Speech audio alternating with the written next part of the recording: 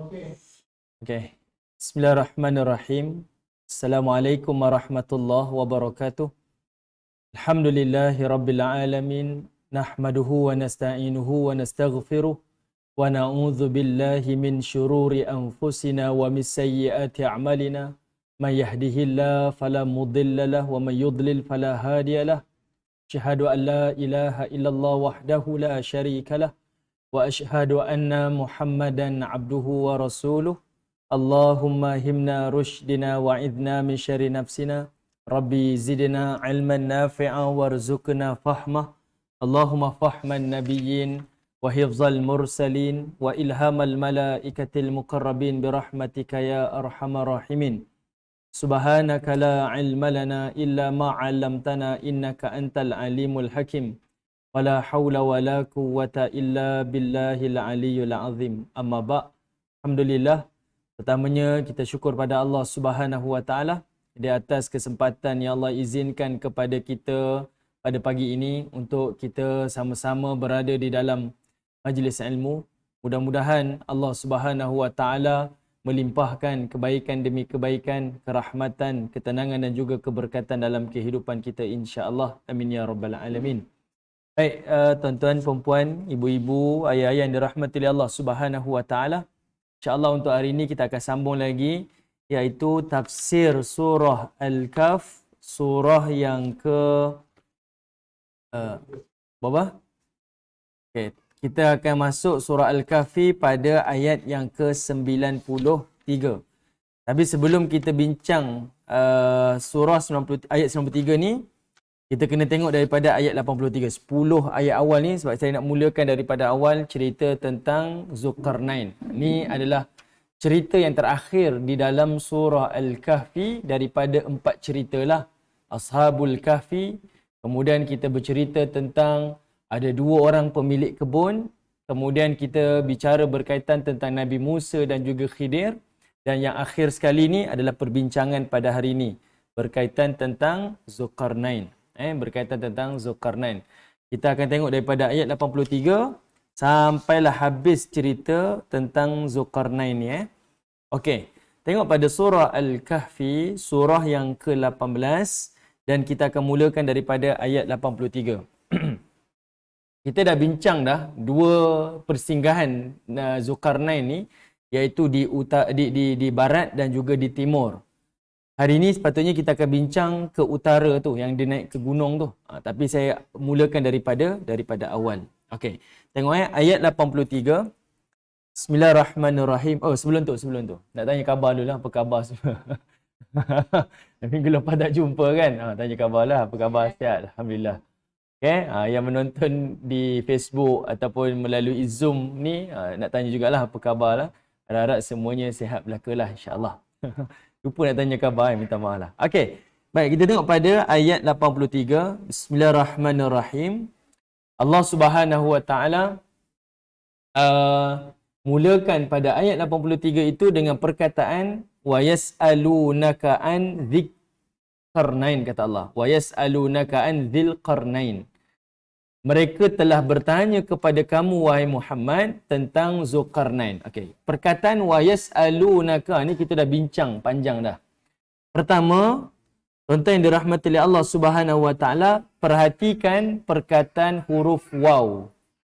Okey, pada perkataan ayat 83 surah Al-Kahfi, bila Allah sebut wa yas'alunaka, Allah mulakan dengan huruf waw.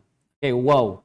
Waw di sini disebut di dalam bahasa Arab sebagai wawul ataf.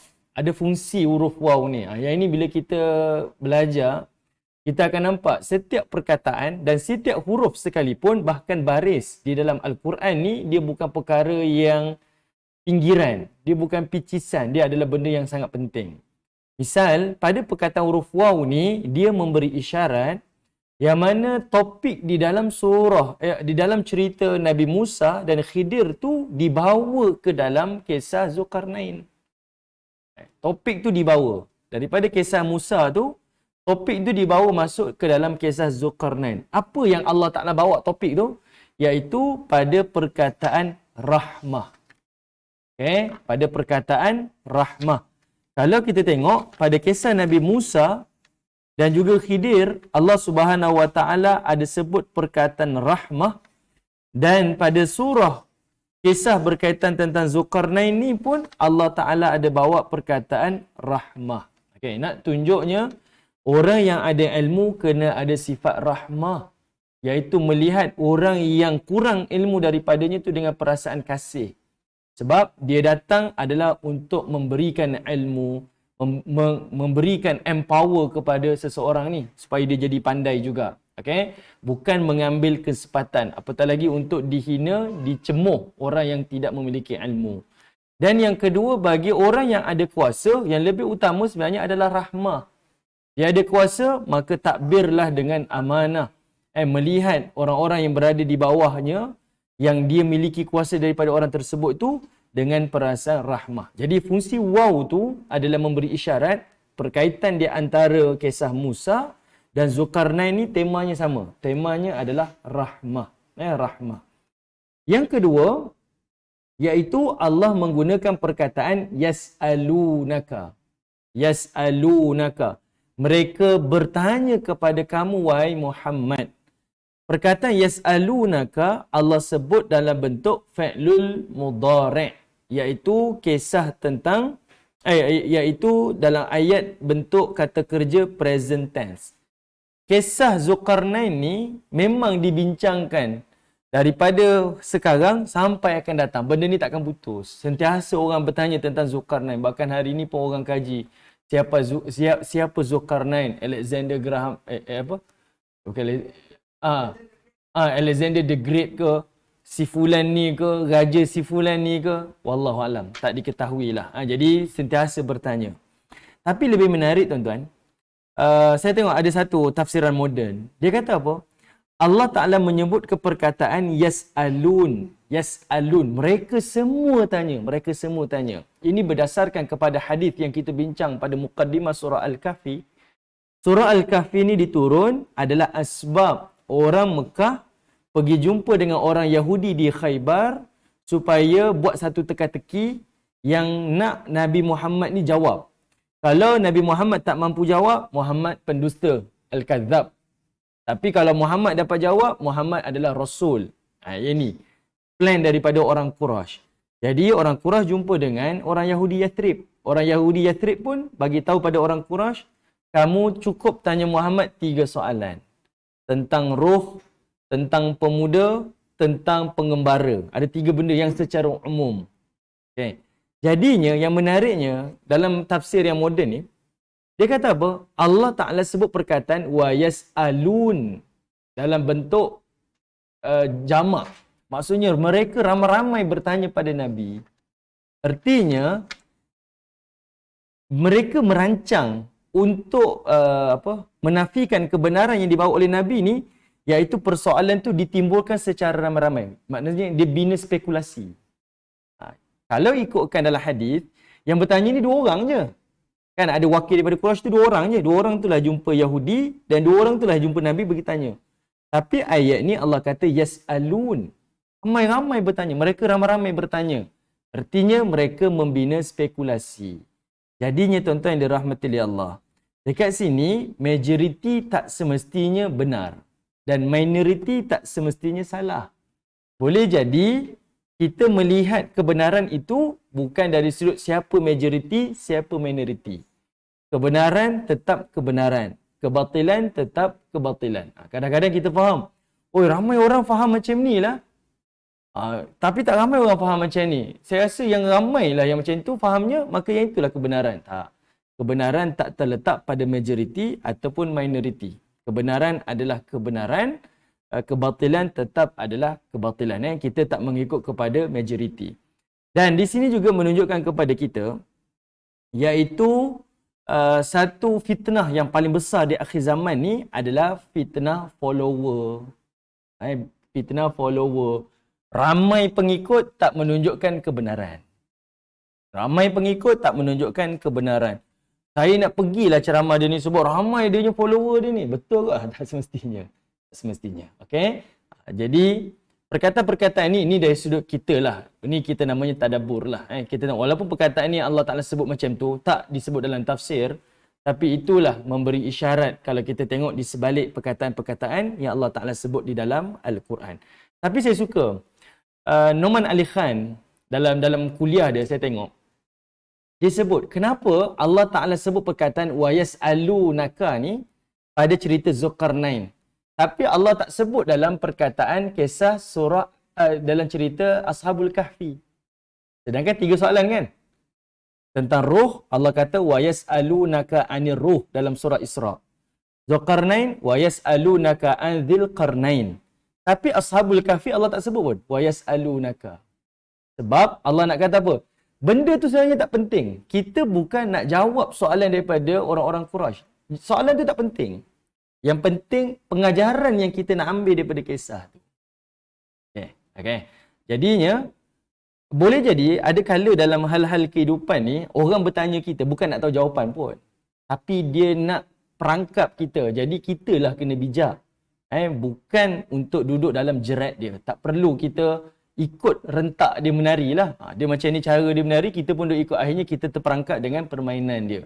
Jadi Allah Ta'ala tunjukkan kepada Nabi SAW, walaupun persoalan tu perlu dijawab untuk menunjukkan kebenaran Nabi berpandu pada wahyu, tapi tak semestinya kita mengikut rentak. Sebab yang kita nak highlight, yang Allah sebut dalam Quran, pengajaran daripada kisah tersebut. Okay, sebab itu Allah explain dengan fakta panjang lebar berkaitan tentang 3 persoalan yang timbul. Okey, baik. Sekarang kita masuk cerita Zulkarnain.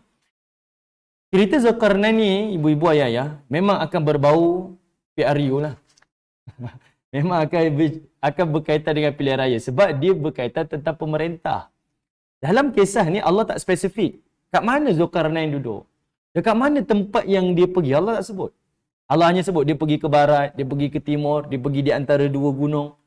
Itu adalah untuk menunjukkan kepada kita model pemerintah yang Allah redha. Inilah model pemerintah yang Allah redha. Macam mana pemerintah yang mengikut lunas agama tu, yang inilah tentang Zulkarnain. Okay, tentang Zulkarnain. Sebab itu Allah tak highlight tempat-tempat. Cuma para ulama tafsir, para ulama sirah, dia nak kajilah dekat mana. Sebab inilah pembuktian kan. Kita nak buktikan. Bahkan menjadi satu keseronokan bagi orang yang mengkaji. Kita tahu cerita daripada Quran, lalu kita jumpa tempat tu. Kita sendirilah belajar tentang surah Al-Kahfi, Ashabul Kahfi. Tiba-tiba dapat pergi ke lokasi Ashabul Kahfi. Kita rasa, oh betul lah Allah Ta'ala sebut. Dia ada satu perasaan yang kita rasa teruja. Jadi itu kita tak nafikanlah bagi setiap pengkaji-pengkaji. Jadinya cuma ayat ni Allah Ta'ala tak sebut secara spesifik tempat-tempat tu. Sebab yang Allah nak highlight point dalam kisah Zulkarnain adalah tentang model pemerintahan yang mengikut lunas kehendak Allah. Yang mengikut lunas kehendak Allah Ta'ala. Okey, kita tengok. Ayat 83. Allah sebut tentang Zulkarnain. Zulkarnain. Para ulama menyebutkan Zulkarnain ni ada beberapa pandangan. Yang semesti dan pastinya, Zulkarnain bukan nama orang. Dia bukan nama raja. Ramai yang keliru Zulkarnain ni nama raja. Tak. Zulkarnain adalah gelaran kepada raja ni. Yang tak diketahui siapa. Kenapa? Pertama, iaitu ada menyebutkan yang mana raja ni memakai mahkota yang ada 2 tanduk. Ada 2 tanduk. Dan tanduk itu adalah mewakili dia ni memegang timur dan barat. Itu tafsiran pertama lah. Tafsiran yang kedua, ia menyebutkan dia adalah rajulun tawaf. Dia adalah bukan pemuda, dia adalah pemerintah yang tawaf dunia. Daripada timur sampailah ke barat. Maka dia dikenali sebagai Zulkarnain yang memiliki 2 tanduk. Bukan keluar tanduk kat kepala dia. Tapi iaitu menguasai timur dan juga barat. Dia adalah gelaran kepada raja tersebut.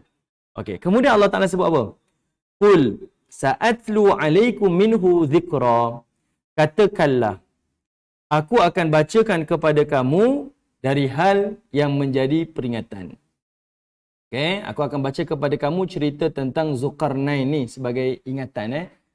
Baik, tengok ayat 84. Allah sebut apa? Inna makanna lahu fil ard.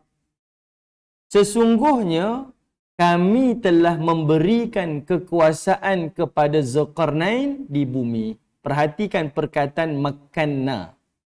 Makanna, kita baca dulu surah Yusuf pun ada sebut perkataan makanna. Dalam Quran diulang 13 kali perkataan makanna ni. Makanna lahum, makanna lahu, macam-macam Allah Ta'ala sebut. Tapi konsisten bila Allah sebut perkataan makanna, fa'il dia, kata pelaku dia, orang yang memberi sesuatu, yang memberi kuasa kepada seseorang ni, Allah akan letakkan Allah yang memberi kuasa. Tuan-tuan boleh tengok. Bila Allah kata Yusuf dapat kuasa, Allah kata kami yang memberi kuasa kepada Yusuf. Bila Allah sebut tentang Zulkarnain, Allah, kamilah yang memberi kuasa pada Zulkarnain. Di sini pengajaran paling awal sekali, mana-mana pemerintah, penguasa, raja, Perdana Menteri, Presiden dunia yang beriman pada Allah, ingat, kita diberikan amanah. Itu benda penting. Kita diberikan amanah. Bukan sebab kita menang. Bukan sebab kita pandai kempen. Bukan sebab kita ada jentera. Tapi Allah beri kuasa untuk kita amanah dengan tugas dan tanggungjawab yang sangat besar. Kalau kita betul memerintah dengan adil, syurgalah milik kita. Kita akan duduk VVIP, duduk di bawah naungan Allah di Yaumul Mahsyar.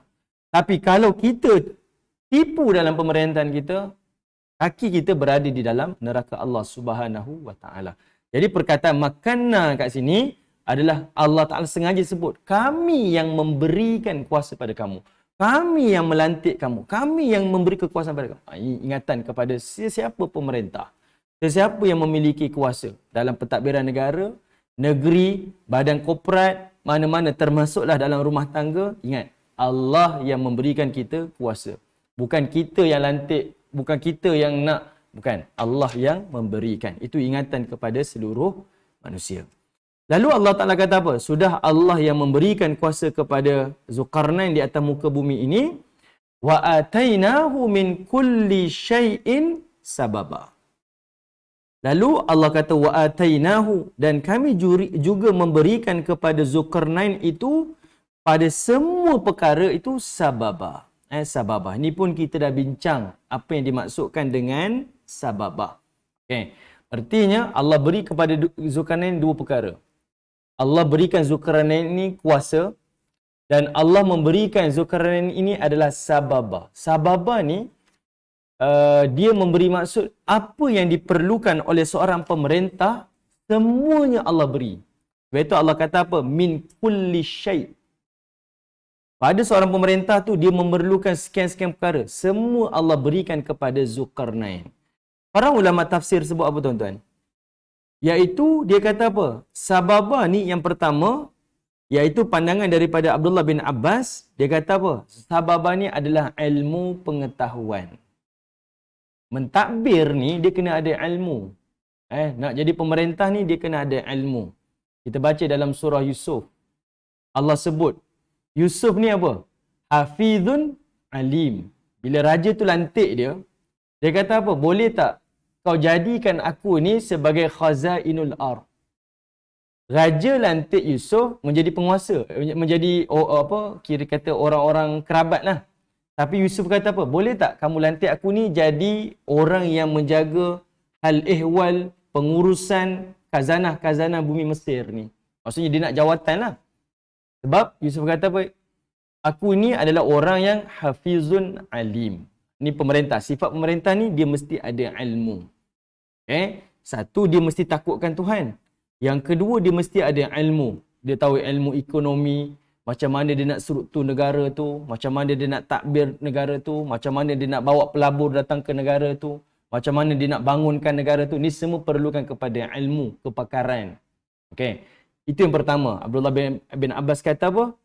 Zulkarnain diberikan ilmu pengetahuan, sababah. Pandangan yang kedua, sababah tu adalah menunjukkan kepada Zulkarnain diberikan tempat pemerintahan dan diberikan kekuasaan memerintah di wilayah-wilayah yang sangat luas. Ketiga, ada pandangan ulama menyebutkan sababah itu adalah merujuk kepada bahasa. Tapi tiga-tiga pandangan ni dia melengkapi. Menunjukkan kepada kita apa-apa yang diperlukan oleh seorang penguasa untuk menguasai wilayah mana-mana ni, maka Allah berikan kepada Zulkarnain. Allah tak alang pun, bahkan Allah berikan kepada Zulkarnain. Jadi kita boleh nampaklah kewibawaan dia, ketokohan dia, kebesaran dan kemuliaan dia sebagai pemerintah tu diakuilah. Okey, baik. Boleh ibu-ibu? Baik, sekarang tengok ayat 85. Tengok ayat 85. Allah Subhanahu Wa Taala menyebut bahasa ni dia penting. Bahasa ni mana-mana pun seorang pemerintah dia kena menguasai bahasa. Nanti kita tengok kenapa Allah highlight kan bila Zulkarnain ni naik ke utara tu, di antara dua gunung tu, Allah bagi tahu dia tak boleh communicate dengan satu kaum ni. Sebab pemerintah ni dia mesti menguasai bahasa tu supaya dia tahu apa yang diperlukan. Banyak bahasa lah. Untuk kita, untuk pemerintah hari ni, kalau kita lah dari skop negara ni, bahasa ni kita kena tahulah dari sudut adat resam, budaya negeri kalau pemerintah. Kalau pemerintah negara kita lah. Dia tak boleh samakan orang yang duduk di bandar dengan orang yang duduk di luar bandar. Di kawasan apa?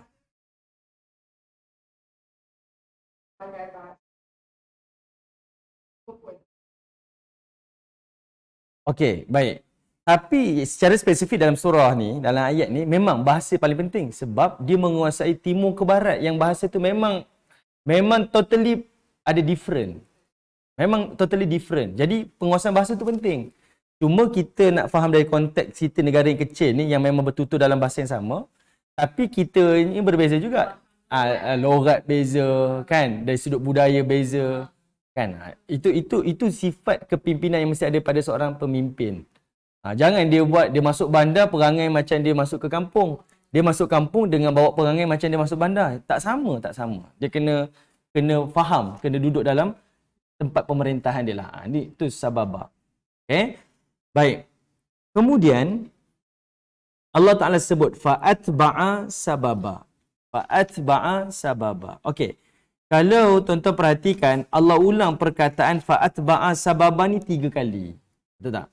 Thumma atba'a sababa. Ayat-ayat lain kan? Allah ulang 3 kali. Pada ayat 85 ni, Allah ulang pada ayat 89 dan Allah ulang lagi sekali nanti pada ayat 92. Baik. Ini menunjukkan sebahagian para ulama tafsir kata apa? Allah berbangga dengan sikap Zulkarnain ni. Sebab apa? Dia dapat nikmat dan dia manfaatkan nikmat tu dia beri pada orang lain. Ini pemerintah lah. Dia ada ilmu pengetahuan dan dia tak ambil kesempatan dia je. Dia berikan kepandaian dia tu kepada umat dia, kepada masyarakat dia, rakyat dia. Lalu kerana dia manfaatkan ilmu yang Allah beri pada dia tu, maka Allah tambahkan lagi nikmat yang lain. Itu maksud dia. Sebab itu Allah ulang 3 kali tu. Di dalam Quran ni, mana-mana perkataan yang Allah ulang secara kerap, mesti ada sesuatu mesej yang Allah Ta'ala nak tekankan. Jadi ini sebahagian daripada pandangan para ulama lah. Kenapa Allah Ta'ala sebut 3 kali perkataan fa'atba'a sababa. Jadi pemerintah ni, dia mesti ada kelebihan. Contoh, mungkin dia ada kelebihan dari sudut darah keturunan. Mungkin dia ada kelebihan yang paling obvious, iaitu dari sudut harta dia, kedudukan dia. Jadi, jangan gunakan nikmat itu untuk kepentingan peribadi. Gunakan kelebihan itu dimanfaatkan kepada orang di bawah kita. Allah akan tambahkan lagi nikmat dari sudut-sudut yang lain. Kamu diberikan penghormatan, kamu diberikan kepercayaan. Ini semua sababah. Sababah ni umum. Apa-apa yang menjadikan kamu lebih berkuasa, Allah berikan. Itu sababah. Okey. Baik. Saya dah bincang kan, sababah ni dia bererti habl. Sababah ni artinya habl.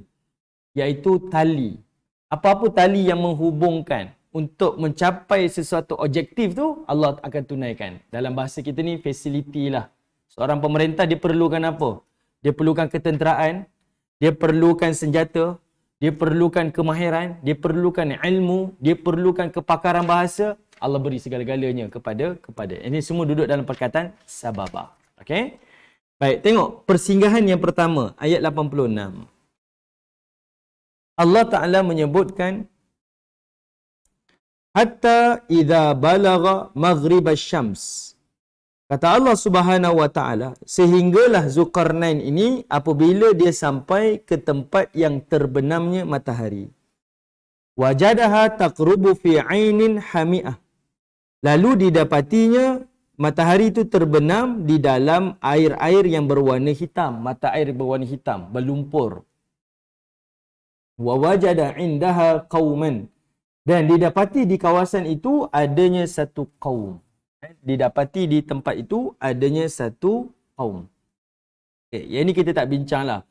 Para ulama bincang, ini berada di bahagian timur Turki. Ini kajian. Wallahualam, tak ditahu. Tepat tak tepat kita tak tahu. Cuma itu yang mereka jumpa. Tapi kita boleh kata, Zulkarnain ni pergi kawasan di paling barat sekali. Hujung sekali dia pergi. Sampai yang dikatakan tempat tenggelamnya matahari fi ainin hami'ah tu adalah menunjukkan matahari tu masuk ke dalam lautan. Ainin hami'ah tu artinya lautan. Sampai Zulkarnain nampak matahari tu terbenam dekat mana. Paling hujung sekali lah. Maksudnya dia di hujung daratan. Di bahagian barat. Jadi di kawasan tu dia bertemu dengan satu kaum. Dan kaum ini kata Allah Ta'ala, Kulna ya Dzulqarnain. Maka Allah Ta'ala berfirman kepada Zulkarnain, Imma an tu'adziba wa imma an tattakhidha fihim husna. Allah berikan kuasa kepada Zulkarnain, iaitu kata Allah Ta'ala, kata Allah Subhanahu wa Ta'ala, sekejap.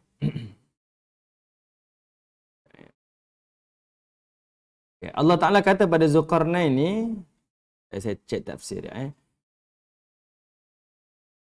Iaitu kata Allah Subhanahu wa Ta'ala, kalau ada orang yang menganiaya dirinya, kami akan azab dia. Imma an tu'adziba. Kalau ada orang yang menzalimi diri mereka, melakukan kejahatan, kami akan azab dia.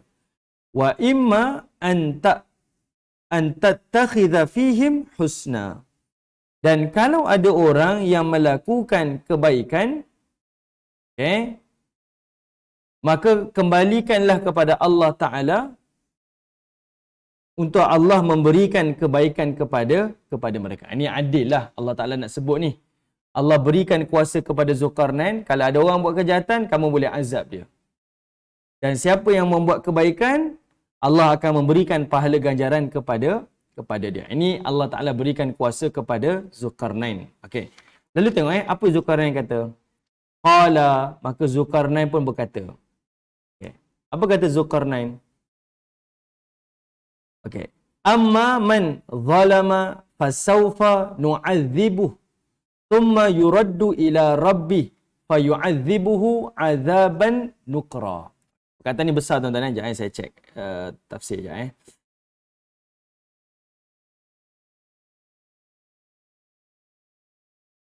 Okey, tengok ayat ni Allah kata apa? Zulkarnain sebut, adapun orang yang melakukan zalim, man zalama. Adapun orang yang melakukan kezaliman, fasaufa nu'adzibuh. Maka kami akan azab kepadanya. Thumma yuraddu ila rabbih. Kemudian kami akan kembalikan dia kepada Tuhannya. Fayu'adzibuh. Dan Allah akan azabnya. Azaban nukra. Dengan azab yang sengsara. Dengan azab yang sengsara. Perhatikan tuan-tuan. Di sini ada beberapa pengajaran. Pertama, pengajaran yang paling besar.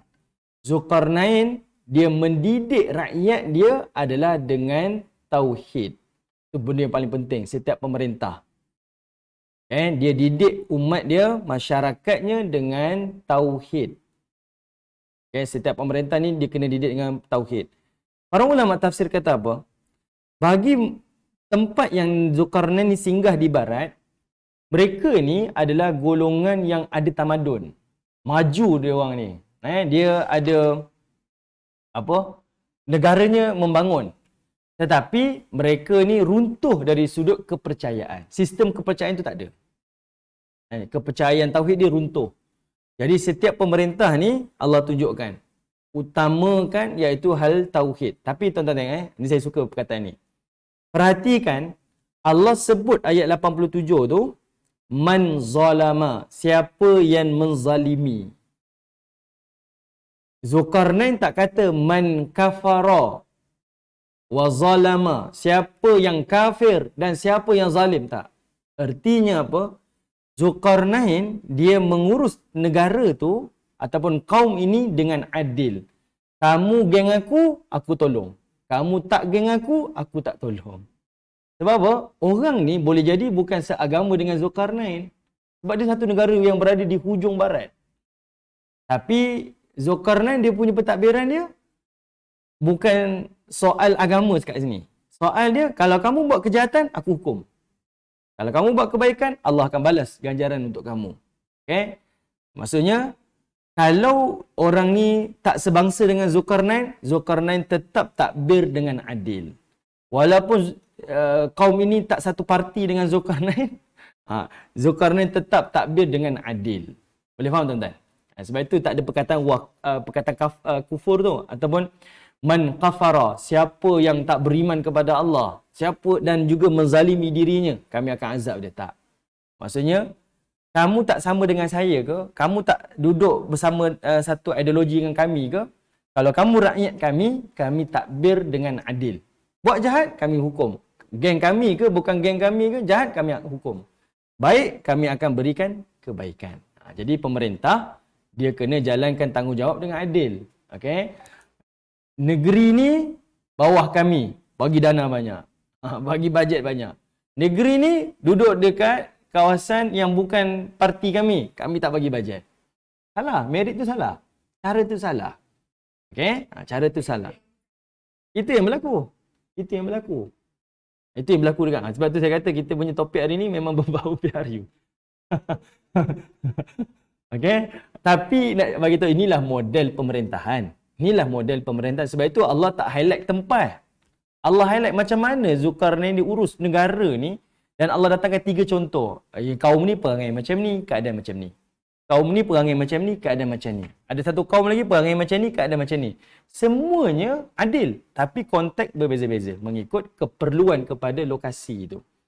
Okay? Jadi dekat sini, benda yang kita nak belajar, Zulkarnain takbir dengan adil. Yang buat jahat, dihukum. Yang buat baik, dia akan berikan ganjaran. Okey. Cuba tengok perkataan Allah kata apa? Fayu'adzibuhu azaban nukra. Azaban nukra, kebanyakan tafsiran dia akan kata apa? Azab yang tidak ada tara, betul? Kan? Azaban nukra, azab yang tidak ada tara. Nukra ni adalah benda yang kita tak tahu. Kita kata nakirah, kan? Betul tak? Nakirah ni benda yang kita tak tahu. Benda yang kita tak tahu. Jadinya, ada sebahagian tafsir kata apa? Perkataan nukra ni boleh jadi ada hukuman yang Zulkarnain jalankan dari sudut pandangan manusia. Kenapa dia buat macam ni? Tak. Dari sudut pandangan manusia, manusia tak tahu salah ataupun betul. Tapi di sisi Allah, Allah iktiraf. Keputusan Zulkarnain tu benar di sisi Allah Ta'ala.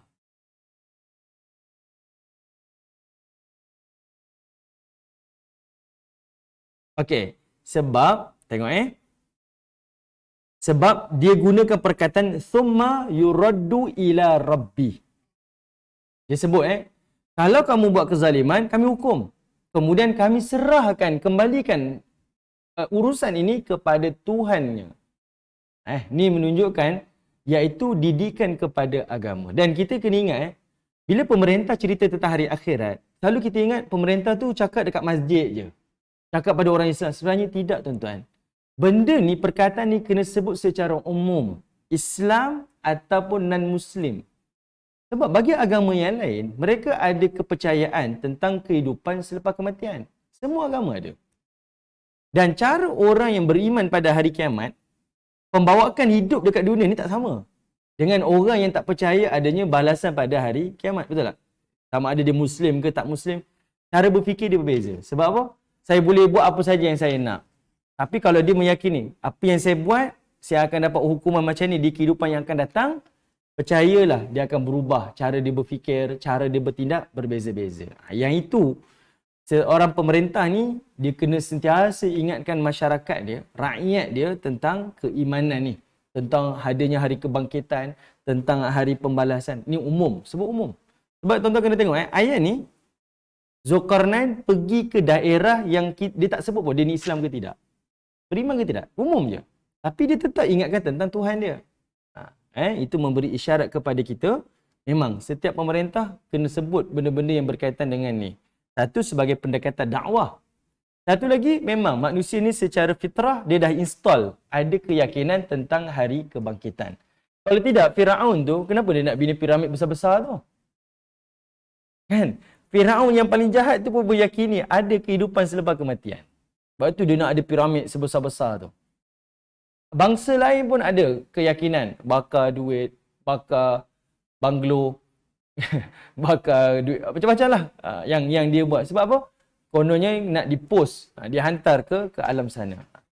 Setiap pemerintah kena sebut benda ni. Okay?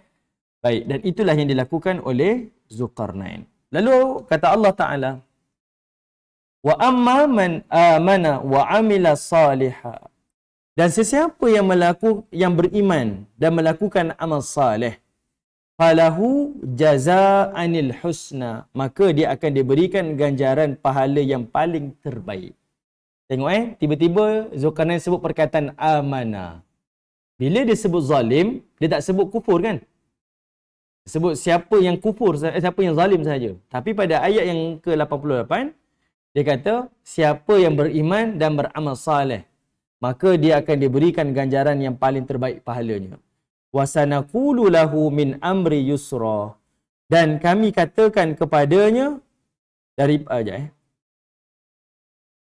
dan kami akan perintahkan kepadanya, iaitu perintah kami yang mudah. Maksudnya yang tidak akan membebankan dia, yang tidak akan menzalimi seseorang. Dunia dia dapat ganjaran, di hari akhirat pun dia dapat ganjaran. Sebab apa? Dia beriman dan dia beramal saleh. Baik, saya suka perkataan ni. Tuan-tuan tengok 87 dan 88, Allah Ta'ala quote perkataan Zulkarnain. Nak bagi tahu pada kita, Zulkarnain ni sebab dia pemerintah. Dia pemerintah. Dan setiap pemerintah, ucapan dia di-execute. Itu beza pemerintah dengan orang biasa. Kalau saya hari ni tak ada jawatan, saya sebut je, tak ada apa-apa lah. Tapi kalau saya pemerintah, apa yang saya sebut? Arak itu haram. Automatik dia akan jadi, boleh jadi, akan dilaksanakan lah. Okey, kita nak sekat arak, kita tarik lesen arak. Ucapan pemerintah dengan ucapan orang yang tak pemerintah berbeza. Jadi Allah quotekan perkataan Zulkarnain ni sebab mungkin dia menjadi perlembagaan. Dia mungkin jadi undang-undang kepada kaum tersebut. Sebab itu, orang mukmin perlu ada kuasa. Sebab dengan kuasa itulah kita dapat menjalankan hukum-hukum Allah Ta'ala. Bila orang mukmin bertanding, hari lagi, dia bukan artinya gila kuasa kan. Tapi bab kata ahli politik, sebab kita nak ambil kuasa daripada orang gila kan. Bukan kita gila kuasa, tapi ambil kuasa daripada orang gila. Okay. Okay. Alright. Okay.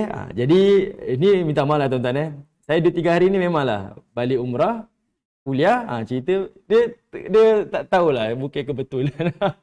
Dia ada cerita PRU ni tapi tak apalah, harap-harap tak tersinggung lah. Tapi inilah agama kita relevan dengan kehidupan kita kan. Memilih pentadbir yang baik kan, dan kita sebagai rakyat pun kena jadi baik untuk dapat pemerintah yang baik. Allah tak akan zalimi kita lah kalau kita orang-orang yang baik. Okey, baik. Tentu yang dirahmati Allah. Kemudian thumma atba'a sababa. Kerana Zulkarnain ni memerintah dengan bagus, memanfaatkan nikmat yang Allah berikan kepada dia, maka Allah berikan lagi satu kemudahan bagi Zulkarnain. Hatta idza balagha matli'ash syams. Lalu kata Allah Ta'ala, sehinggalah Zulkarnain ini pergi ke kawasan yang terbit fajar, terbit matahari. Wajadaha tatlu'u ala qaumin. Yang mana dia dah dapati di kawasan terbit matahari itu ada satu kaum. Lam naj'al lahum min duniha sitra. Yang mana kata Allah Ta'ala, kami adakan kepada kaum itu tidak ada perlindungan pun, tidak ada sitir, tidak ada satu hijab kaum itu dengan matahari. Para ulama tafsir kata apa? Apakah yang dimasukkan dengan sitra tu? Tak ada hijab.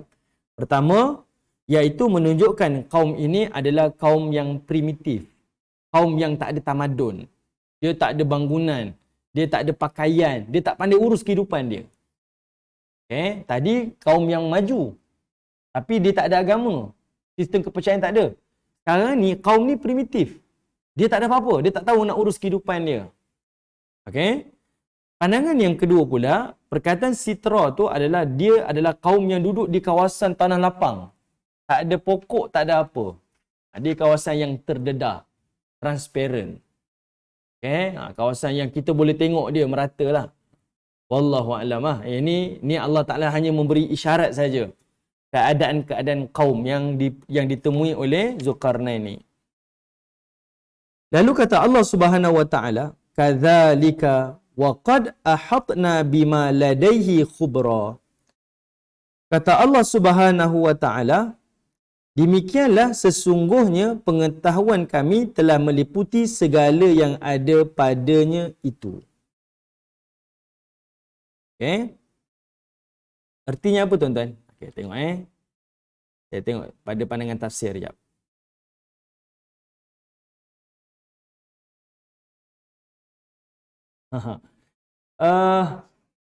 Mungkin pandangan tu yang dia kata, satu pandangan kata dia kawasan yang tak ada pokok, tak ada perlindungan. Dia direct dapat matahari. Tapi sebahagian kata dia adalah satu kaum yang hidup tu dia tak pandai uruskan hidup dia. Mungkin hidup secara nomad, kita tak tahu. Tapi umum macam itulah, nak bagi tahu keadaan masyarakat tu.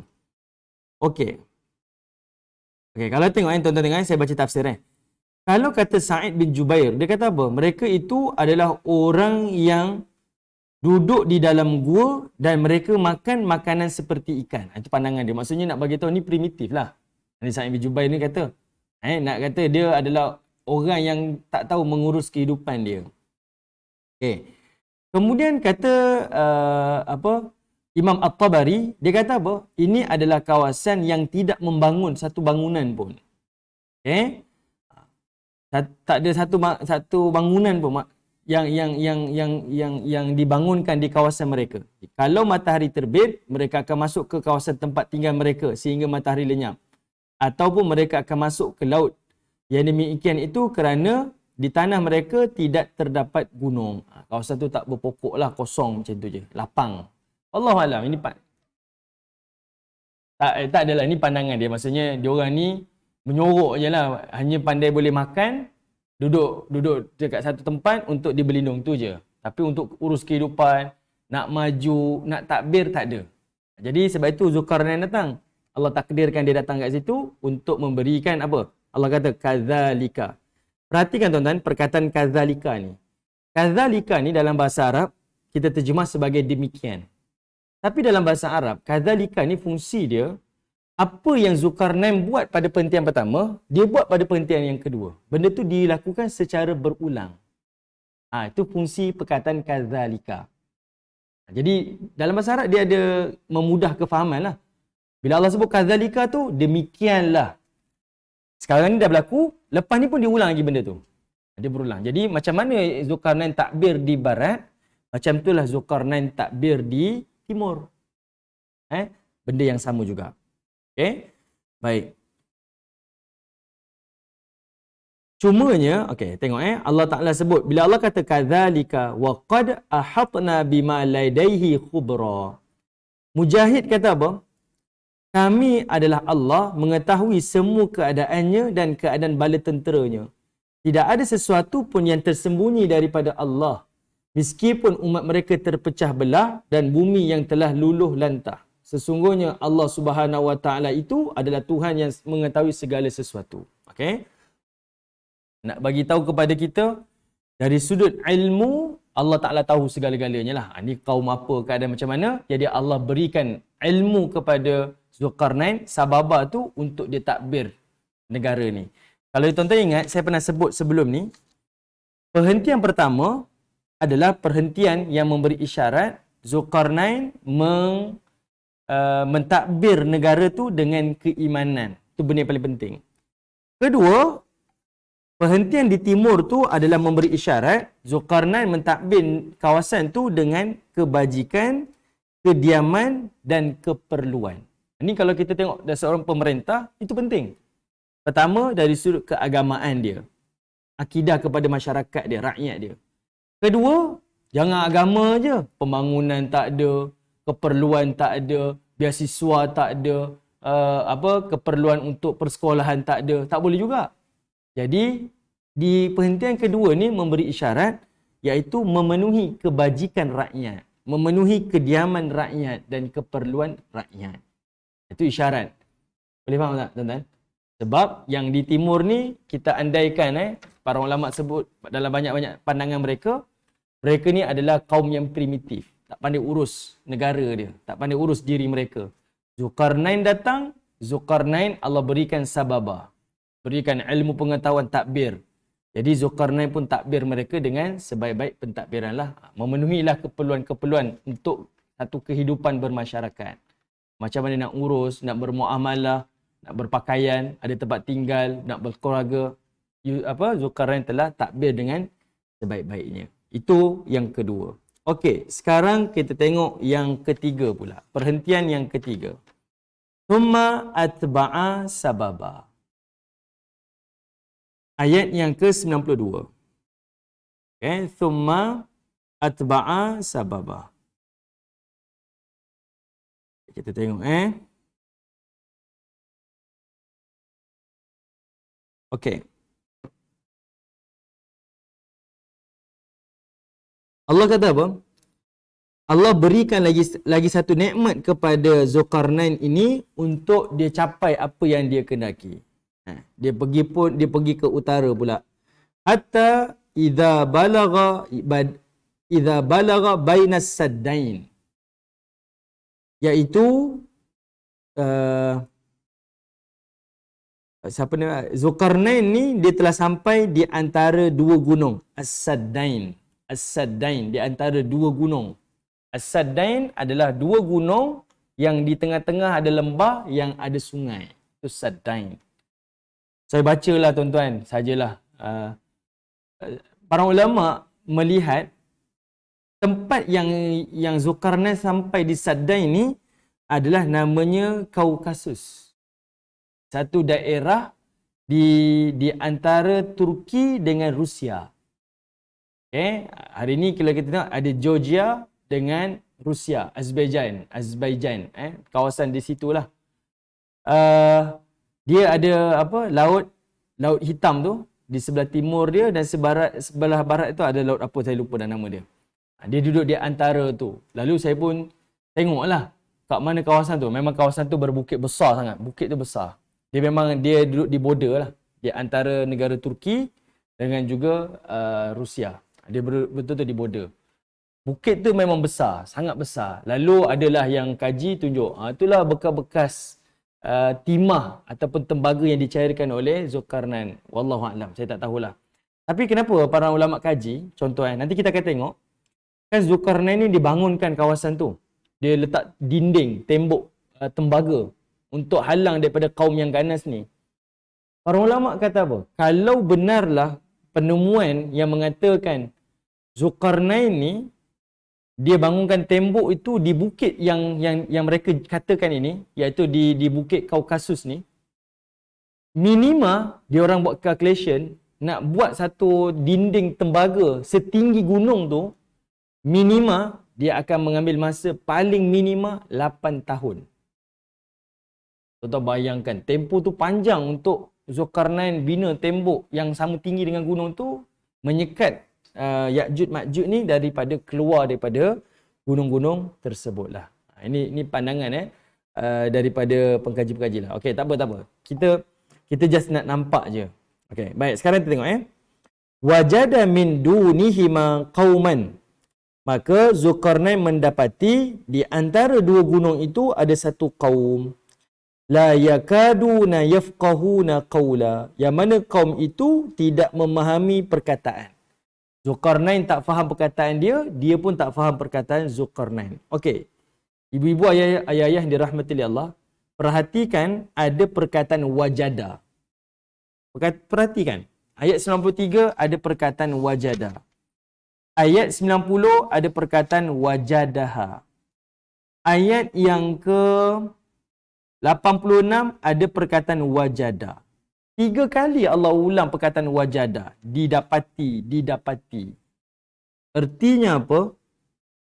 Allah nak highlight Zulkarnain sebagai pemerintah, model pemerintah yang Allah nak ni, setiap pemerintah fokus kepada lokasi untuk membangunkan manusia kaum tu.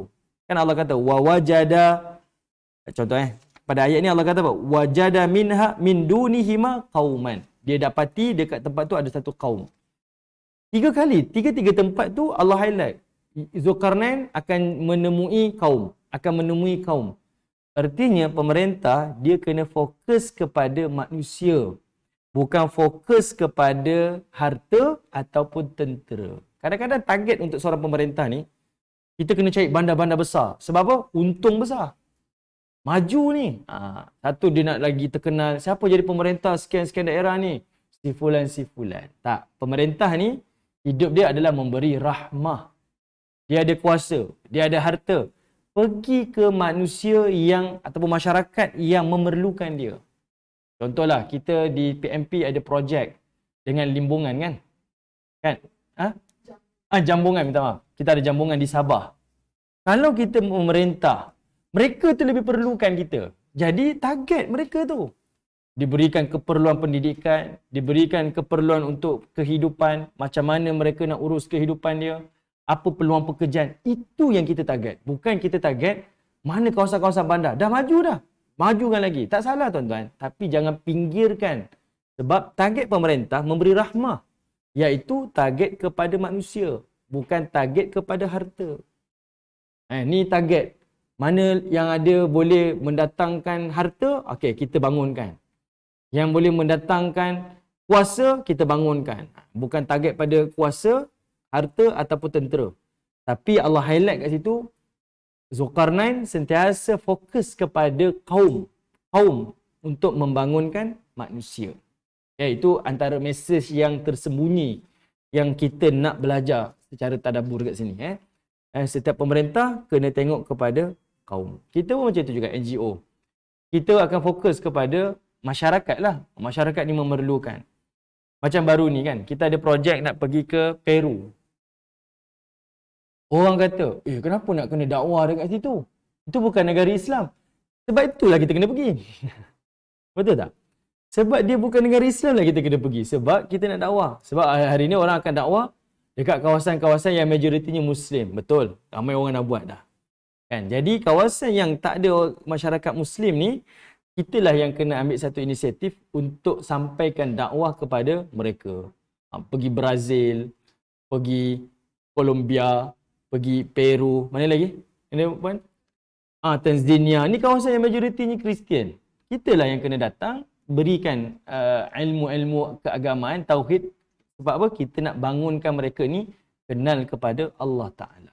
Okay? Sebab yang dah Muslim tu, sama ada dia cari agama ataupun dah ada sedia ada pendakwa-pendakwa yang memberi agama kepada mereka. Jadi kita nak bangunkan manusia. Jadi fokus orang mukmin ni bangunkan manusia. Boleh jadi tempat yang kita pergi tak ada keuntungan. Tempat yang kita pergi tak mendatangkan lumayan dari sudut dunia, tapi Allah beri sesuatu yang lebih berharga. Okey? Baik, sekarang kita fokus lagi. Tengok ayat yang ke-93.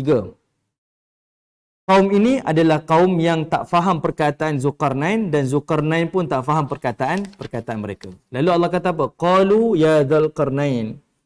Lalu mereka berkata kepada Zulkarnain, ya Dzulqarnain, wahai Zulkarnain, inna Ya'juj wa Ma'juj mufsiduna fil ardh. Sesungguhnya Ya'juj Ma'juj adalah orang yang merosakkan bumi. Fahal naj'alu laka kharjan ala an taj'ala bainana wa bainahum sadda. Sudi tak engkau kalau kami membayar engkau duit? Kami bayar engkau duit dengan syarat engkau membina di antara kami dan juga bangsa Ya'juj Ma'juj itu dengan satu sadda, satu tembok. Saya baca pandangan daripada Dr. Salah Abdul Fattah Al-Khalidi. Okey, Dr. Salah Abdul Fattah Al-Khalidi dia kata apa tuan-tuan? Ini menarik. Pada ayat 94 ni Allah highlight ada 3 sifat kepada masyarakat ni. Masyarakat yang berhadapan dengan Ya'juj Ma'juj ni. Ada 3. Pertama, bila dia kata apa? Inna Ya'juj wa Ma'juj mufsiduna fil ard. Okey, sebelum kita bincang tentang masyarakat ni tuan-tuan, kan Allah kata Zulkarnain jumpa dengan satu kaum yang dia tak faham cakap kaum tu pun tak faham cakap Zulkarnain. Tapi pada ayat 94, kaum tu pun berkata pada Zulkarnain, ya Dzulqarnain, wahai Zulkarnain. Maksudnya kaum tu bercakap dah dengan Zulkarnain. Ayat 95, qala, lalu Zulkarnain pula jawab kepada kaum tu. Artinya apa? Ini namanya sababah. Daripada tak faham cakap kaum tu, tiba-tiba Zulkarnain faham dan boleh berbual pula. Boleh faham? Maksudnya dia dah runtuhkan border antara Zulkarnain dan juga kaum tu. Daripada tak faham, tiba-tiba dah faham. Memahamilah. Ada sudut perkataan, ada sudut budaya dan sebagainya lah. Ini kita boleh luaskan tadabbur kita. Baik, sekarang apa yang Allah Ta'ala nak highlightkan? Daripada dialog kaum ini kepada Zulkarnain ayat 94, Allah tunjukkan pada kita ada 3 sifat kaum ni. Pertama, kaum ini adalah kaum yang sangat lemah untuk mendepani musuh. Dia kaum yang sangat lemah. Okay. Sebab dia dekat sini ada Ya'juj Ma'juj. Dia ni rosakkan negara dunia ni. Dia adalah bangsa perosak. Okay. Dulu ingat tak kita ada bincang dulu kan? Haji Ali pun ada datang hari tu. Ya'juj Ma'juj ni siapa? Siapa Ya'juj Ma'juj ni? Sekian-sekian pandangan lah. Okay. Secara pandangan tafsirnya, para ulama sebut Ya'juj Ma'juj ni adalah manusia. Manusia. Okay. Kemudian yang kedua, sifat kepada kaum yang berhadapan dengan Ya'juj Ma'juj ni, yang kedua, dia adalah kaum yang tak mampu pertahankan negeri dia.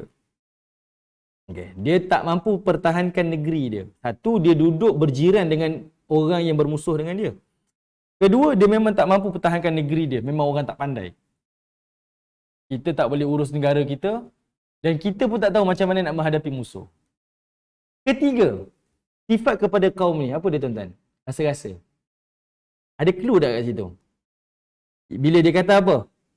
Fahal naj'alu laka kharjan ala an taj'ala bainana wa bainahum sadda. Apa sifat kat situ? Sifat kaum yang ketiga ni adalah sifat dia ni adalah kaum yang kaya raya sebab dia boleh bagi upah kepada Zulkarnain. Dia boleh bagi upah. Tapi dengan syarat kau bina tembok. Itu artinya apa? Dia bangsa yang ada harta kaya raya tapi pemalas. Malas. Baik, tuan-tuan tahu tak? Saya baca, ni saya sendiri terkejut lah. Tapi menarik. Dr. Salah Abdul Fattah Al-Khalidi almarhum baru je meninggal tahun lepas. Dr. Salah, tahun lepas ke tahun ni dia meninggal? Dr. Salah ni, dia ulama yang lahir di bumi Syam, duduk di Jordan.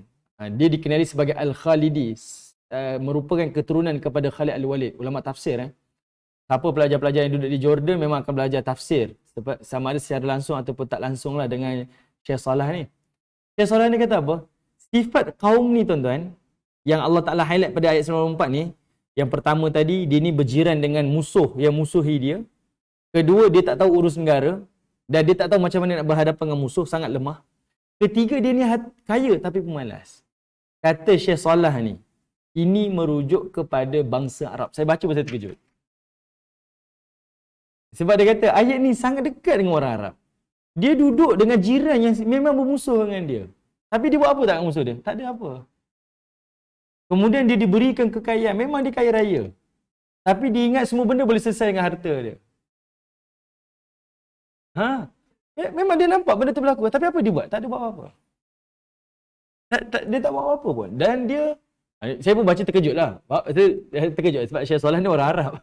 Dia sebut ini adalah orang Arab sendiri, bangsa Arab sendiri. Ini pandangan dia lah. Okay. Tapi saya baca pasal tu, terkejut jugalah. Dan saya tak nafikan, Haji Ali pun sebut hari tu. Saya pun fikir, betul jugalah, betul juga. Sebab memang kerosakan tu memang kita boleh nampak. Dia akan bermula di situlah dengan anasir-anasir. Dulu kita bincang awal bulan 10 tu. Hujung bulan 10 tengok Halloween keluar macam mana. Di negara-negara tu lah yang berlakunya. Dengan di Jordannya, kemudian yang berada di Saudinya, kemudian semua kita tak nak cakap. Kita sendirilah jadi saya. Tapi tafsiran ni dia luas lah. Zaman ni akan berubah. Tapi Allah Ta'ala memberikan gambaran macam tu. Okey, ini kaum yang Allah kata ada kekayaan, boleh upah Zulkarnain pula. Sebab dia nak buat tembok besar ni projek mega ni. Tapi Zulkarnain tak ambil kesempatan. Okay, itu pertama. Yang kedua, yang kita boleh belajar dekat sini, iaitu Zulkarnain ni dia memiliki sifat integriti. Sifat integriti. Kenapa? Tengok ayat 95. Bila kata Zulkarnain, qala, jawab Zulkarnain, ma makkanni fi rabbi. Apa yang telah diberikan kuasa oleh Tuhanku kepada aku, khairun, adalah itu lebih baik. Fa'inuni biquwwatin aj'al bainakum wa bainahum radma. Sebab itu tolonglah aku dengan sungguh-sungguh supaya aku dapat membina tembok penghalang itu di antara kamu dan juga di antara mereka. Tuan-tuan tengok ayat ni. Ini satu mesej. Kalau kita baca pun kita boleh faham. Okey, baik. Apa dia? Ini menunjukkan kepada kita sifat pemerintah yang ada pada Zulkarnain ni, dia berintegriti. Dia tak sakau duit tu. Sebab bila dia offer, ni projek mega tuan-tuan, projek mega. Kamu kena bina tembok besar ni. Kamu nak berapa? Saya bagi. Saya bagi kamu upah. Kamu buat je. Zulkarnain kata apa? Tak. Aku tak perlukan kamu punya duit tu. Apa yang Tuhan beri pada aku itu lebih baik. Sebab itu Zulkarnain kata, ma makkanni fi rabbi khair. Apa yang Tuhan beri aku lebih baik. Kalau kita saja, ya inilah. Kita ambil kesempatan atas kesusahan rakyat. Rakyat ni diperlukan internet. Yalah, kita bagi internet pada rakyat. Tapi saya mesti ada komisen. Biasa. Ni biasa tuan-tuan. Biasa. Tapi sifat pemimpin ni dia berintegriti. Dia nak beri rahmah kepada rakyat dia. Bukan dia nak memberikan mudarat kepada rakyat dia. Itu sifat yang Allah Ta'ala sebut ni sebab supaya manusia berfikir. Kalau kamu nak jadi pemimpin yang Allah redha, yang diangkat sebagai Al-Imamul Adil, pemimpin yang sangat adil, yang duduk di bawah naungan Allah, ini antara sifat-sifat yang Allah tonjolkan. Model pemerintah yang Allah nak. Okay? Baik. Yang kedua pula tuan-tuan, bila Zulkarnain kata apa? Fa'inuni biquwwah aj'al bainakum wa bainahum radma. Iaitu highlight dekat dua perkataan ni tuan-tuan, iaitu Allah kata Zulkarnain, maka kamu kena tolong aku dengan kekuatan kamu untuk membina tembok ni. Itu menunjukkan kepada kita isyarat apa tuan-tuan? Iaitu isyarat dekat sini, artinya pemerintah ni dia datang dan pergi. Yalah, aku datang tolong je. Aku datang dan aku akan pergi. Yang utama dekat sini adalah kamu yang duduk dekat sini. Kamulah yang perlu diperkasakan. Kalau aku datang, aku bina, kamu bayar je. Aku tinggalkan, runtuh. Bangunan ni akan runtuh. Tembok ni akan runtuh. Dan kamu akan hadapi lagi sekali. Keluar lagi sekali modal besar. Jadi cara yang paling bijak dan Zulkarnain tunjukkan. Pertama, dia ni berintegriti, tak ambil duit tu.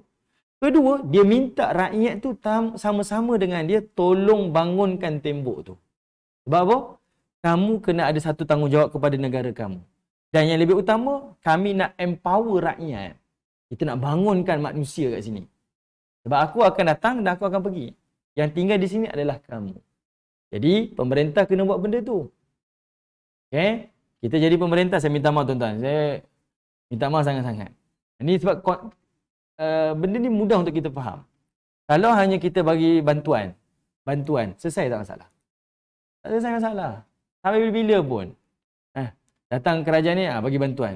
Okey, saya bantu rakyat. Betul, kita nak bantu. Tapi berilah sesuatu bantuan tu yang rakyat akhirnya boleh berdiri atas kaki sendiri. Dia boleh berdikari. Kita sediakan ruang untuk dia. Kan macam pusat zakat buat. Kami boleh bagi modal pada kamu. Sebab itu zakat ni dia agak ketat. Tapi orang tuduh pula. Zakat ni banyak banyak birokrasi kan. Tapi sebenarnya dia ketat. Saya bagi awak sekali, tapi kami akan pastikan kamu boleh bekerja dan ada pendapatan. Dan akhirnya kamu jadi pembayar zakat. Betul lah caranya. Cuma perlu dikemaskan dalam banyak sudut lah. Ini dia orang punya tugas. Saya tak ada hak nak cakap. Tapi, kalau hari ni kita tak, dapatlah setahun 1,500. Setahun 2,000. Bolehlah saya beli ini, beli bayar itu, bayar ni. Tapi akhirnya apa masyarakat dapat? Membangun tak? Tak bangun. Masyarakat berdikari tak? Tak berdikari. Akhirnya memerlukan kepada inilah bantuan.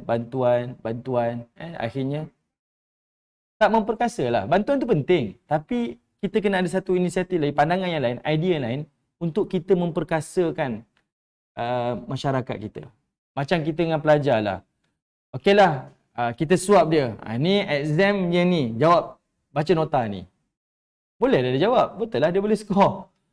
Tapi boleh berjaya tak budak ni kalau dia keluar daripada universiti, level sekolah? Tak boleh. Dia tak boleh berdikari. Dia mengharapkan orang membantu dia. Baru dia boleh jalan.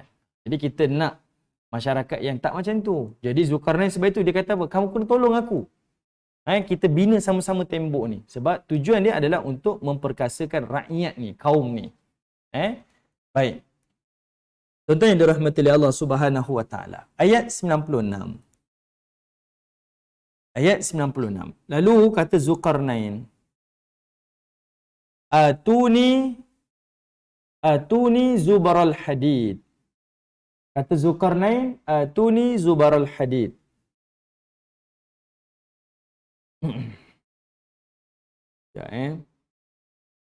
Dia kata apa? Berikanlah kepada aku zubaral hadid. Zubar ni adalah daripada perkataan zabrah. Zubar ni adalah perkataan jamak, plural kepada zabrah. Zabrah ni artinya kepingan besi. Sebab itu dia kata zubaral hadid, kepingan-kepingan besi. Saya tak tahu, tapi ini ilmu yang Allah berikan kepada Zulkarnain lah. Ilmu yang Allah berikan. Sebab dia ada ramuan dia. Macam mana kita nak buat tembok ni. Bukan pakai batu bata ke, pakai pasir ke apa. Dia tak. Dia gunakan kepingan-kepingan besi. Macam mana kepingan besi itu dimiliki? Saya tak pastilah tuan-tuan. Tapi ini yang disebutkan. Kamu berikan aku ni zubaral hadid, kepingan-kepingan besi. Hatta idza sawa bainas sadafain qalan fukhu. Lalu kata Zulkarnain, hinggalah apabila besi itu akan sama rata dengan dua puncak gunung tu. Sawa bainas sadafain. Kitanya tinggi tembok tu tuan-tuan. Gunung ni tinggi ni. Jadi macam mana Zulkarnain kata apa? Kita kena bina tembok ni sama tinggi, sama paras dengan dua gunung ni. Bawa nama tembok kan tuan-tuan kan? Dia nak sama tinggi. Lalu, qalan fuhu. Lalu kata Zulkarnain, kamu tiup. Perkataan tiup dekat situ adalah erti nyalakan api.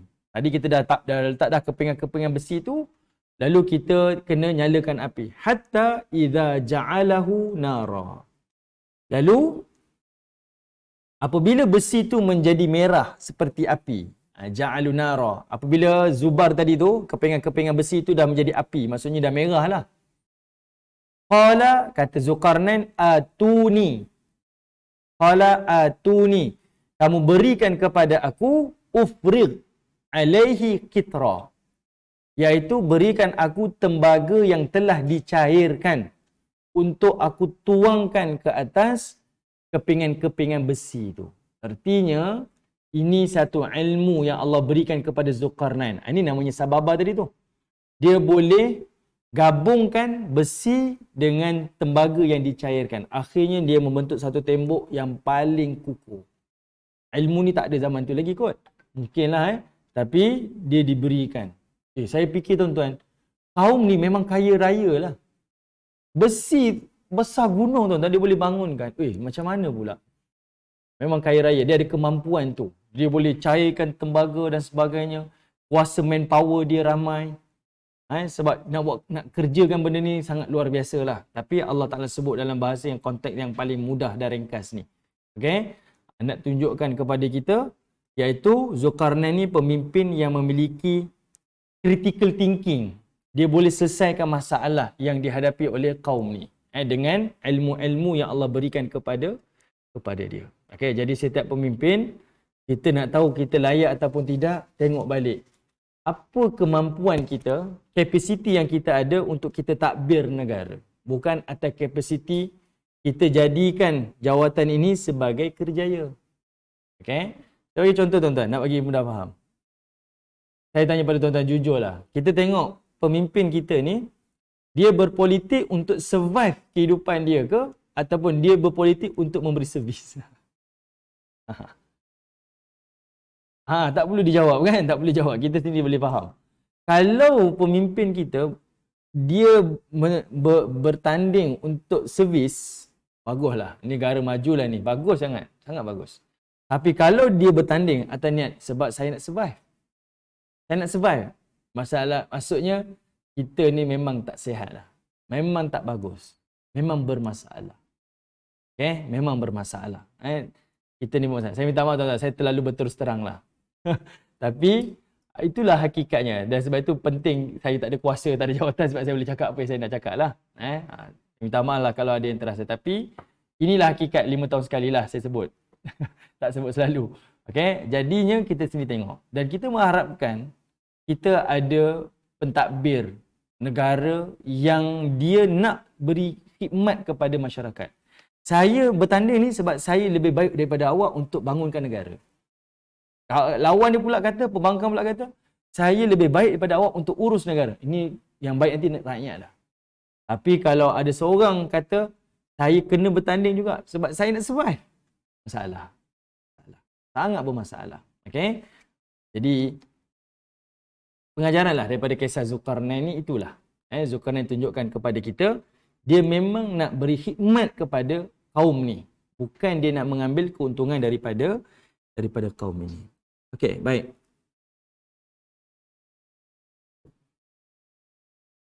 Okey, baik tuan-tuan yang dirahmati oleh Allah. Tengok ayat berikutnya. Saya tak bincang tuan-tuan tentang Ya'juj Ma'juj dan sebagainya. Ini banyaklah kalau tengok pada tafsir Ibnu Kathir memang dia ulas panjanglah tentang Ya'juj Ma'juj ni. Okey, tengok ayat 97.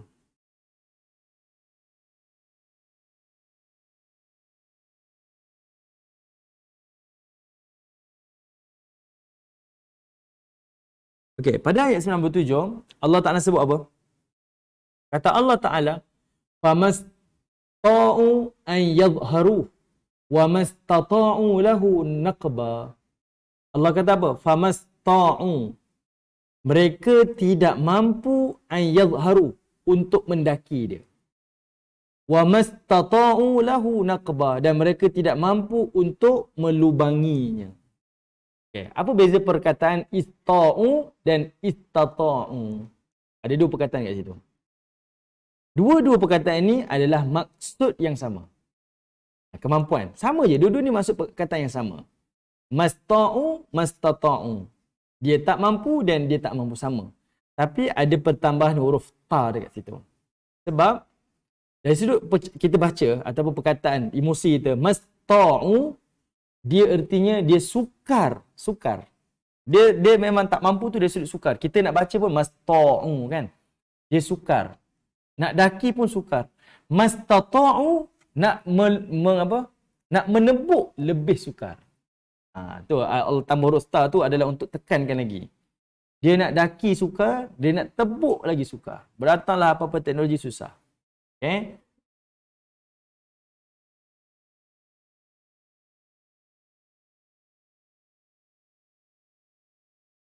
Okey, baik. 8 tahun tu, itu adalah pengiraan ulama moden lah.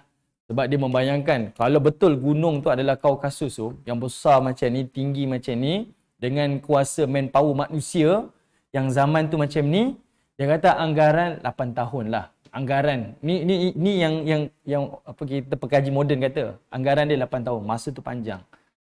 Cumanya, kalau zaman Zulkarnain, wallahualam, saya pun tak tahu. Saya pun terfikir benda yang sama juga. Masa dia membangun tu, dekat mana Ya'juj Ma'juj ni? Saya terfikir macam tu juga. Cuma saya tak mampu nak jawab. Saya tak pastilah macam mana keadaan dia lah. Mungkin adalah. Saya tak tahu. Yang tu saya wallahualam, saya tak pasti. Tak berani nak jawab. Sebab saya tak tahu.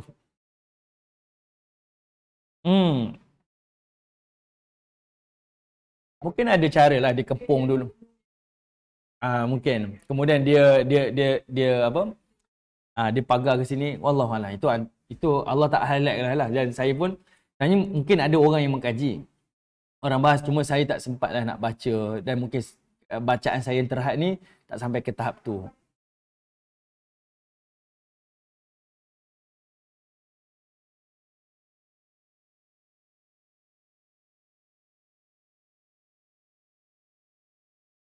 Oh. Ha. Nah. boleh jadi juga. Artinya dari satu sudut dia memang lemah dari sudut macam-macam sudut. Dia nampak benda tu dibangunkan tapi dia tak ada kuasa. Tak ada tenaga, tak ada daya nak buat apa-apa kan. Dia lemah. Betul. Betul. Macam Palestin dengan Zionis lah kan. Dibina tembok, orang Palestin nampak tak nampak? Nampak dibangunkan. Tapi dia kenapa dia tak halang? Contohlah kan. Kita tak tahu. Mungkin dilemahkan dari sudut undang-undang ke. Dipegang pendapatan dia ke. Kita tak tahu. Okay. Baik. Alright. Tuan-tuan yang dirahmati oleh Allah Subhanahu Wa Taala. Jadi, ayat-ayat ni saya sebutkan tadi umum. Allah sebut umum. Sebab Allah nak highlight model pemerintahan. Dan Allah nak tunjuk benda ni berulang. Dalam banyak masyarakat zaman berzaman. Kalau contoh kita tengok, kata Dr. Salah kata, oh ini merujuk pada bangsa Arab. Tapi dari sudut orang lain mungkin dia tengok pada bangsa dia. Ini juga boleh jadi pada bangsa Melayu. Boleh juga kita kata kan. Dia berpindah dan pengajaran tu sama juga. Terasa sama juga untuk jadi didikan kepada kita. Supaya kita yang membaca Quran ni tengok betul benda ni berlaku pada saya lah. Mungkinlah kita rasa macam tu. Itu pentingnya kita membaca dan kita memahami kandungan Al-Quran. Okay? Baik. Tuan-tuan yang dirahmati oleh Allah Subhanahu Wa Taala. Kemudian bila Allah kata macam tu, iaitu tembok yang dibina itu tak mampu untuk didaki dan juga tak mampu untuk dia lubangi. Dia tak mampu nak untuk tebuk gunung tu sebab memang dia terlalu kukuh. Kemudian ayat 98. Okay, ayat yang 98. Allah kata apa? Qala, maka Zulkarnain pun kata, hadza rahmatum min rabbi. Fa idza jaa wa'du rabbi ja'alahu dakka. Wa kana wa'du rabbi haqqan. Pengajaran dekat sini Zulkarnain sendiri highlight. Benda yang paling utama sekali Zulkarnain sebut apa? Hadza rahmatum min rabbi. Ini perkataan rahmah tadi tu. Dia ulang balik macam kisah Nabi Musa dengan Khidir, rahmah tu. Tapi ucapan ni saya suka, Allah Ta'ala letak pada ayat 98 ni. Saya rasa macam satu, saya macam terfikir seorang. Ayat ni Allah nak bagi tahu, di kemuncak kejayaan seorang pemerintah, dia kembalikan kepada Allah. Macam mana pun dia buat, dia kembalikan kemuncak kejayaan dia tu adalah kepada Allah Ta'ala. Okay? Sesiapa pun kita, sesiapa pun yang mentadbir negara, mentadbir sesiapa pun, sentiasa kena ada perasaan tawaduk dalam diri dia. Memang saya bersusah payah, saya bangunkan negara. Sebab tu kalau kita kempen-kempen sekarang ni saya takut. Dia punya perkataan tu, saya yang menyelamatkan negara. Saya lah yang bagi vaksin. Saya, semua saya. Mana perkataan kembali pada Allah ni, kembali pada Allah. Okay? Jadi, hati-hatilah tuan-tuan, hati-hati. Jadi kat sini, Zulkarnain ni, bila dia dah siap, dia dah sukses. Dengan usaha yang mungkin kita tak boleh bayangkan, dengan ilmu yang dia dah laburkan dalam waktu yang panjang untuk bina tembok ni.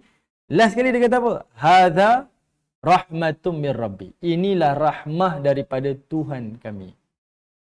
Inilah rahmah daripada Tuhan kami, daripada Tuhan aku ni. Apa-apa pun dia kembali pada Allah Ta'ala. Allah lah beri kesihatan, Allah lah yang memberi daya, Allah lah yang memberi ilmu, Allah yang memudahkan segalanya sampai dia berjaya. Okay? Jadi macam itulah dengan kita. Dalam hidup pun macam tu juga. Kadang-kadang kita buat satu projek, kita belajar sampai PhD. Saya ni dah habis dah. Itulah. Kita akan sebut kejayaan tu sebab saya. Tak. Tuan-tuan, yang kemuncak kita kena ingat. Kejayaan yang saya dapat ni, Allah. Kejayaan yang saya dapat ni, Allah. Itu kita kena didik diri kita. Allah. Rendahkan diri kita dengan Allah Ta'ala. Kedua, Zulkarnain sebut apa? Fa idza jaa wa'du rabbi ja'alahu dakka. Allah Zulkarnain nak bagi tahu akan tiba satu janji daripada Tuhan yang mana tembok ini dakka. Dakka ni kalau ulama tafsir kata apa? Ibnu Katsir bawa satu riwayat. Dakka ni iaitu unta yang hilang bonggol dia. Ditebas bonggol dia. Artinya tembok ni akan runtuh bila sampai janji Allah. Maksud bila kiamat nanti tembok ni runtuh. Ya'juj Ma'juj akan keluar. Dalam hadis Nabi kan sebut kan. Ya'juj Ma'juj ni dia keluar, dia akan minum air daripada tasik Tobari tu sampai kering. Sampai datang nanti ada seorang traveller, dia kata, dulu kan tasik ni penuh air. Kering dah. Sebab mereka datang, hirup. Selesai. Serta-merta. Cerita kaum yang sangat ganas. Sampai hancurkan alam ni. Okay? Baik. Jadi Zulkarnain ni, satu dipuji Allah Ta'ala. Kedua, dia sebut kemampuan manusia terhad. Sementara je. Allah Ta'ala lah segala-galanya. Dan yang disebut wa kana wa'du rabbi haqqan. Dan janji Allah itulah, iaitu janji yang paling benar, yang sebenar-benar. Dan dia adalah unta yang hilang bonggol.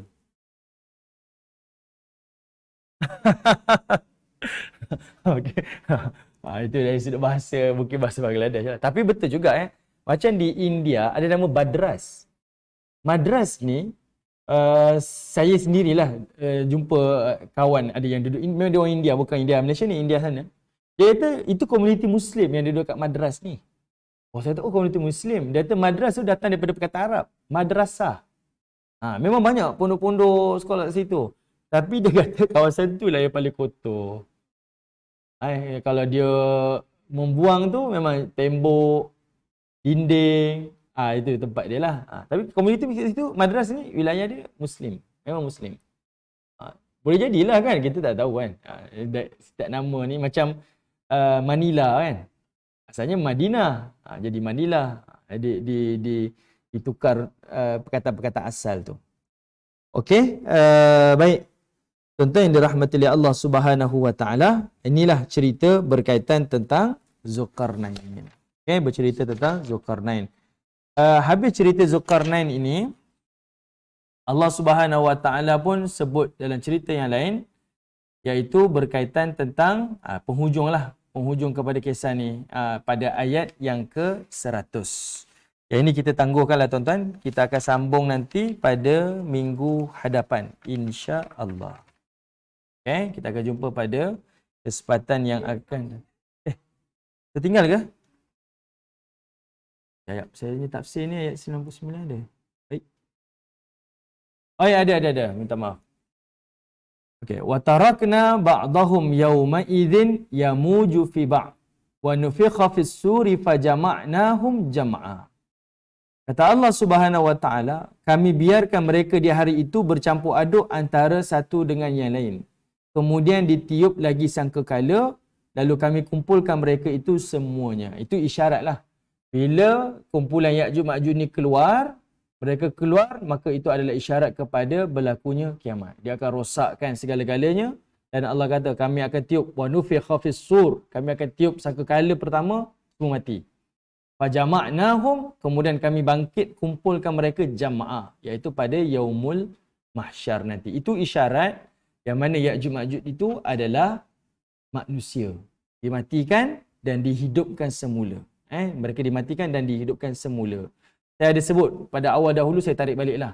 Sebab saya ada baca satu kajian, dia menyebutkan itu adalah lava gunung berapi. Tapi pandangan dia juga, pandangan orang-orang yang mengkaji, tapi kurang tepatlah. Sebab ada yang lebih ketara sekali berkaitan dengan Ya'juj Ma'juj ni, dia adalah hamba Allah juga, manusia juga.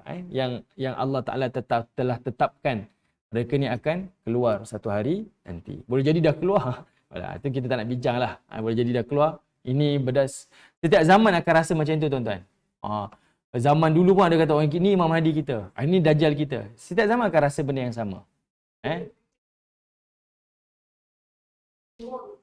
Mongol lah ya. Ikutan zaman kan. Tapi benda tu tak selesai lagi. Dia sama macam satu, saya tak ingat kata-kata daripada siapa. Dia kata apa? Kalau Imam Mahdi tu keluar depan rumah kita dah lalu pun, kita kita tak kenal lah. Kita masih lagi tak boleh nak angkat dia ke atau nak beri perhatian kepada dia. Sebab sampailah pengisytiharaan dah berlaku semua tu. Maknanya jangan mudah-mudah lah. Tak semudah-mudah yang kita boleh angkat. Ni Imam Mahdi. Sebab dia akan berlaku setiap zaman. Benda tu adalah perkara urusan Allah Ta'ala lah. Memang setiap zaman ada mengaku Imam Mahdi. Setiap zaman akan ada orang lihat ini Dajjal, ini tanda kiamat. Memang akan berlaku setiap zaman. Okay? Alright. Terima kasih tuan-tuan yang dirahmati Allah. Terima kasih juga kepada tuan-tuan yang menonton melalui Zoom. Inilah yang dapat saya kongsikan. Minta maaf saya tak dapat share di Zoom ni. Teks Quran dan sebagainya. Jadi tuan-tuan bolehlah refer kepada ayat-ayat Al-Quran. Baik, terima kasih pada semua. Assalamualaikum warahmatullahi wabarakatuh.